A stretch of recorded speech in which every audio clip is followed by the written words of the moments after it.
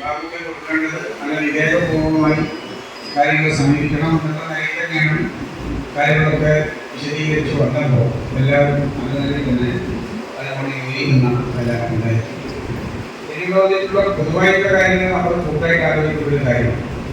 ഈ പ്രൊജക്ട് എന്ന് പറയുന്നത് ജംഗ്ഷൻ ഇമ്പ്രൂവ്മെന്റ്. ടൗണിലൂടെ വാഹനം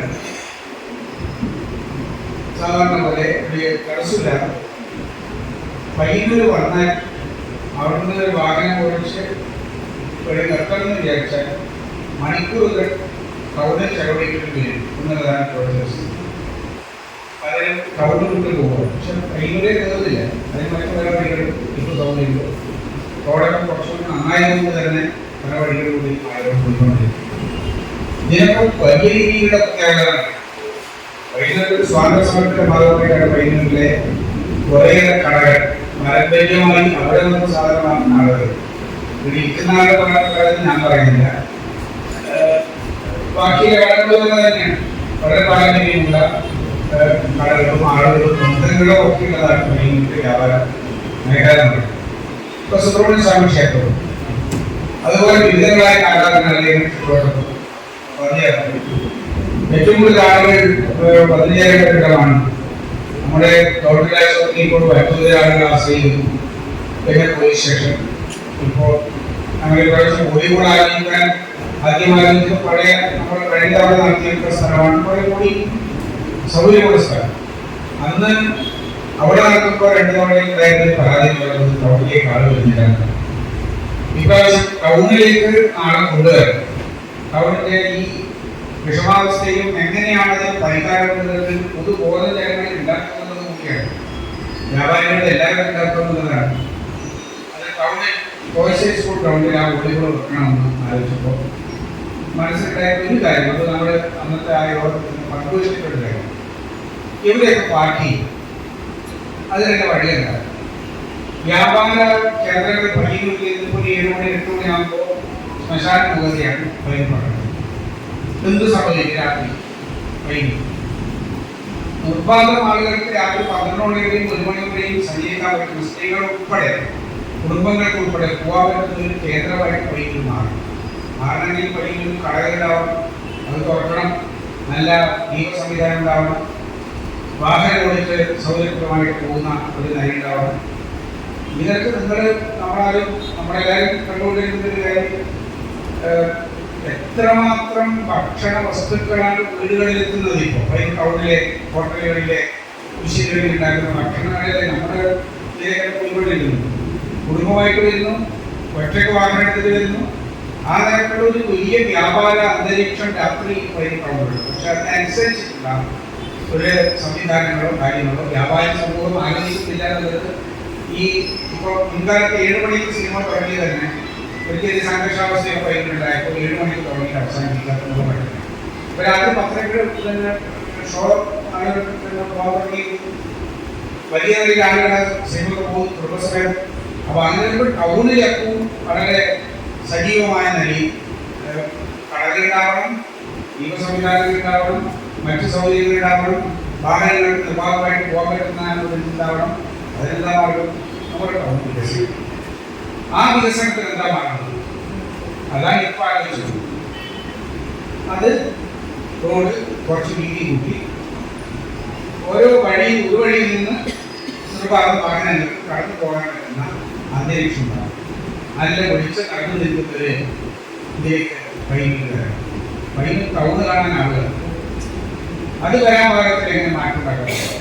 ഇതാ വ്യാപാരത്തിന്റെ പുതിയ ഫലം ഉണ്ടാക്കിയെടുക്കുന്നതിന് വേണ്ടി തന്നെയാണ് ഈ ഒരു ശ്രമത്തിന്റെ ഭാഗമായിട്ട് നമ്മളെല്ലാവരും ആലോചിക്കേണ്ടത്. അതാണ് അവിടെ ഇനി കുറച്ചുകൂടി കട ഒഴിവാക്കാൻ പറ്റുമ്പോൾ ഇതെല്ലാം ഈ വഴിയിൽ നിന്ന് നടന്നിട്ടുള്ള ശരിയല്ലാത്ത ചില കാര്യങ്ങൾ ഉണ്ടെന്നുള്ളത് ഞാൻ കാര്യം പ്രകോപിപ്പിക്കാമെന്ന് പറയുന്നത്.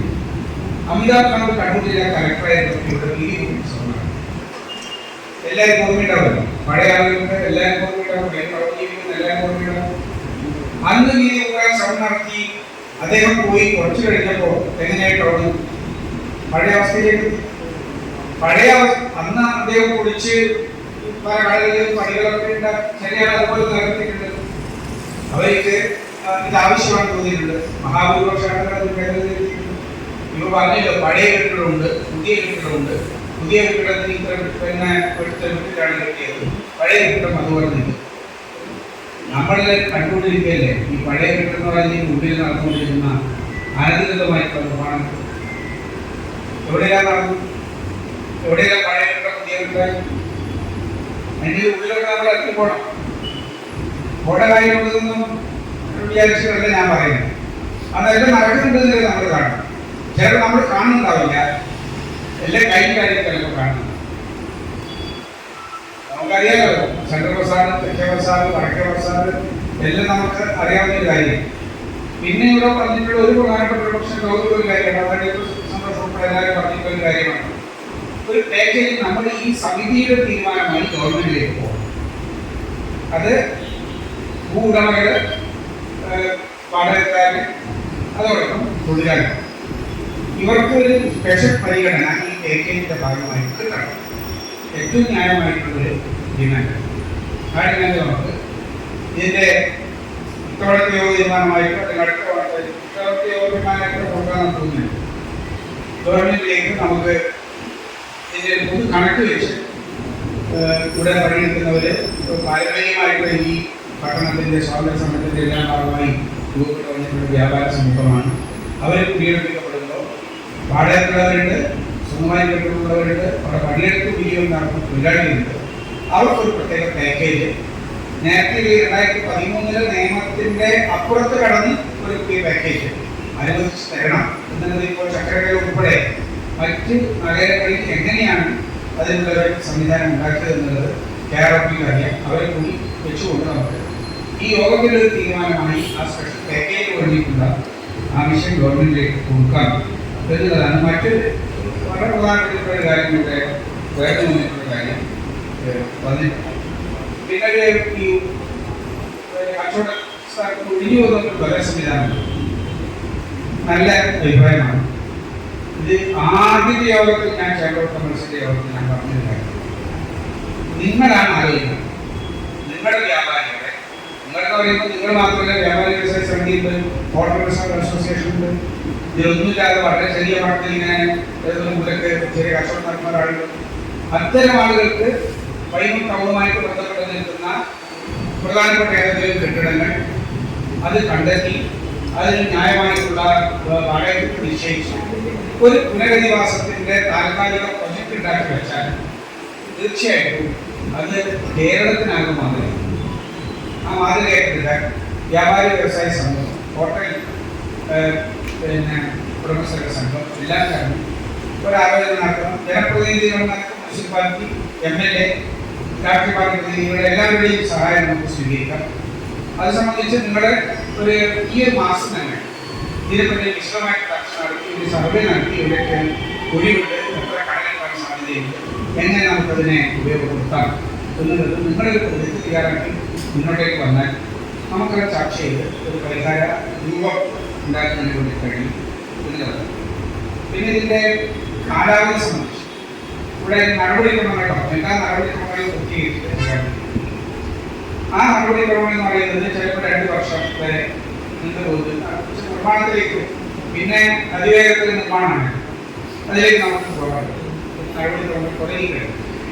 ഇതിന് എത്ര പൈസ ഓരോന്നിനും ചെലവ് വരും? ഇവിടെ ഇപ്പോൾ ഈ പറഞ്ഞിട്ടുണ്ട് ഇപ്പോൾ കണക്കാക്കുന്നത് 75 കോടിയുടെ പ്രൊജക്റ്റായി. ചിലപ്പോൾ കൂടി വരും, അത് കണക്കിലെടുത്ത് വരുമ്പോഴല്ലേ പിന്നെ പറയാൻ പറ്റില്ല.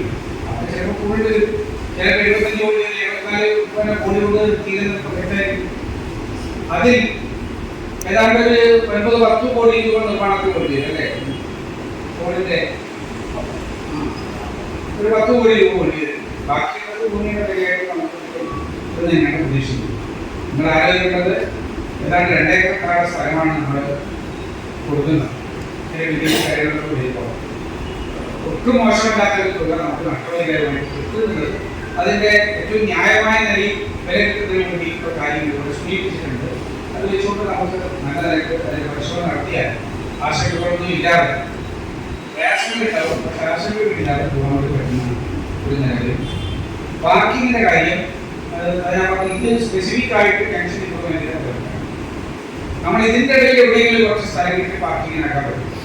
പഠിച്ച അവസാനത്തെ ഒരു ചെറിയ സ്ഥലം ഞാൻ പറഞ്ഞു ഇപ്പോഴും പറയണ്ട പാർക്കിങ് അതിൽ ചെയ്തു വന്നിട്ട് അവിടെ കുറച്ച് സ്ഥലം നമുക്ക് ആലോചിക്കും. ചെറിയ സ്ഥലം കിട്ടും, നമുക്ക് പുതിയ സ്ഥലം കണ്ടെത്തി മുനിസിപ്പാലിറ്റിയുടെ നമ്മുടെ എല്ലാവരുടെയും ചുമതലയാണ്. അതിന്റെ പരിശ്രമം നമുക്ക് നടത്തണം. മനസ്സിലാക്കേണ്ട ഒരു കാര്യം, പാർക്കിംഗ് സ്ഥലത്തായാലും ആളുകളുടെ പാർക്കിംഗ് നടത്താത്തവരാണ് നമ്മൾ. അത് പറയാതിരിക്കാൻ പറ്റില്ല. വേറെ ഓണം വെച്ചിട്ട് അവിടെ കൊണ്ടിടാൻ പറ്റുന്നില്ല നമ്മൾ ചെയ്തുകൊണ്ടിരുന്നത്. ആരെങ്കിലും ന്യായഗവൺമെന്റിനെയും റിക്കവറിയിൽ നമ്മൾ ക്രിയേറ്റ് ചെയ്യാൻ ചെയ്യും. ആ ക്രിയാണിപ്പോൾ നമ്മൾ അറിഞ്ഞുകൊണ്ടിരുന്ന എല്ലാ ഓർമ്മയാണ്. ഓട്ടോറിക്ഷയുടെ പ്രശ്നം അവരുടെ ജീവിത പ്രശ്നമാണ്, നമുക്ക് തള്ളാൻ പറ്റില്ല. അതോടൊപ്പം തന്നെ ടൂവീലർ അപൂർവ കാര്യങ്ങളാണ് ഏറ്റവും കൂടുതൽ ടൗണിലേക്ക് വരുന്നത്. ഫോർവീലർ കൂടി വരുമ്പോൾ അവരുടെ പാർക്കിംഗ് സൗകര്യം മുനിസിപ്പാലിറ്റി സമഗ്രമായ രീതിയിൽ ആലോചിക്കുന്ന അറിയിക്കൊണ്ടിരുന്ന ഒരു കാര്യമാണ്. അതിൽ നിന്ന് മാറുന്നത് നമുക്ക് ഇതിന് മറ്റൊരു മേഖലയായി ഏറ്റെടുത്ത് നമുക്ക് ആലോചിക്കേണ്ട ഒരു സംഗതിയാണ്. ബസ് സ്റ്റാൻഡ് ബിസിനസ് വരുമ്പോൾ കുറേ കൂടി അതുകൊണ്ട് അവർ പണിയുണ്ടാവും എന്നത് തന്നെ പ്രതീക്ഷിക്കുന്നു. നമുക്കത് പ്രത്യേകമായി പോകാവുന്നതാണ്. പിന്നെ ഇട റോഡ് വീതി കൂട്ടണം എനിക്ക് പറഞ്ഞപ്പോൾ വളരെ ഞങ്ങൾ 20 കോടി രൂപ നേരത്തെ ഗവൺമെന്റിന്റെ അംഗീകാരം അതിന്റെ ഒരു അഭിപ്രായം പുറത്തുവിട്ട് വളരെ കുഴപ്പമില്ല.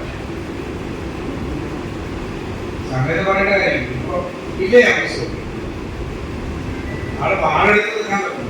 അല്ല എപ്പോഴാണോ ഇത് പഠിക്കും ഇത് പഠിക്കാൻ എന്നതിനെതിരായിട്ടാണ് ഉണ്ടായിട്ടുള്ളത്. അതിനെല്ലാം അങ്ങനെ കലച്ചു കൊടുക്കുന്നതല്ല നമ്മൾ കാണുന്നത്. ഇപ്പൊ ഒരു ആലോചിക്കുന്ന ആളുകളുണ്ട്. അതിലേക്ക് പറഞ്ഞാൽ ഏറ്റവും കൂടുതൽ വണ്ടി ഈ ക്ഷേത്രം അഭിമുഖിയും കാര്യങ്ങളൊക്കെ അയോധ്യ പോലും വരുന്നതാണ്. ആ കൂടെ വീതി കൂട്ടി നവീകരിക്കുന്നതിന് വേണ്ടിയിട്ടുള്ള ഗവൺമെന്റ് പൈസ നീക്കി വെച്ചിട്ടുണ്ട്.